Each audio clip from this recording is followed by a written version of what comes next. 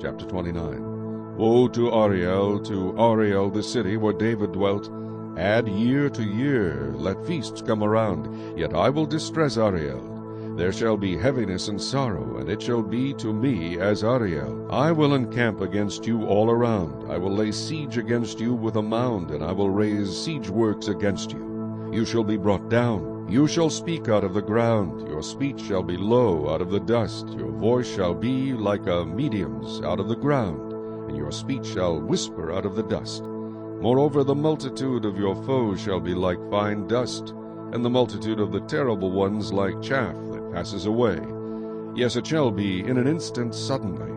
You will be punished by the Lord of hosts with thunder and earthquake and great noise, with storm and tempest and the flame of devouring fire. The multitude of all nations who fight against Ariel, even all who fight against her and her fortress and distress her, shall be as a dream of a night vision. It shall even be as when a hungry man dreams, and look, he eats, but he awakes and his soul is still empty. Or as when a thirsty man dreams, and look, he drinks, but he awakes, and indeed he is faint, and his soul still craves. So the multitude of all the nations shall be who fight against Mount Zion. Pause and wonder. Blind yourselves and be blind. They are drunk, but not with wine. They stagger, but not with intoxicating drink. For the Lord has poured out on you the spirit of deep sleep, and has closed your eyes, namely the prophets. And he has covered your heads, namely the seers. The whole vision has become to you like the words of a book that is sealed, which men deliver to one who is literate, saying, Read this, please. And he says, I cannot, for it is sealed. Then the book is delivered to one who is illiterate, saying, Read this, please. And he says, I am not literate. Therefore the Lord said, Inasmuch as these people draw near with their mouths and honor me with their lips, but have removed their hearts far from me, and their fear toward me is taught by the commandment of men, therefore, behold, I will again do a marvelous work among this people, a marvelous work and a wonder. For the wisdom of their wise men shall perish, and the understanding of their prudent men shall be hidden. Woe to those who seek deep to hide their counsel far from the Lord, and their works are in the dark. They say, Who sees us, and who knows us? Surely you have things turned around. Shall the potter be esteemed as the clay?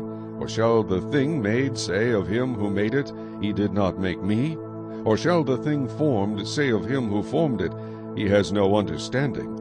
Is it not yet a very little while till Lebanon shall be turned into a fruitful field, and the fruitful field be esteemed as a forest? In that day the deaf shall hear the words of the book, and the eyes of the blind shall see out of obscurity and out of darkness.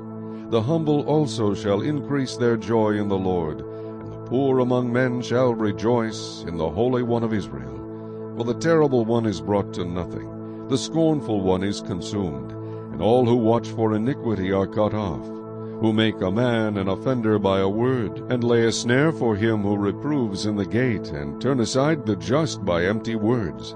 Therefore thus says the Lord, who redeemed Abraham, concerning the house of Jacob, Jacob shall not now be ashamed, nor shall his face now grow pale. But when he sees his children, the work of my hands in his midst, they will hallow my name, and hallow the Holy One of Jacob, and fear the God of Israel. These also who erred in spirit will come to understanding, and those who complained will learn doctrine.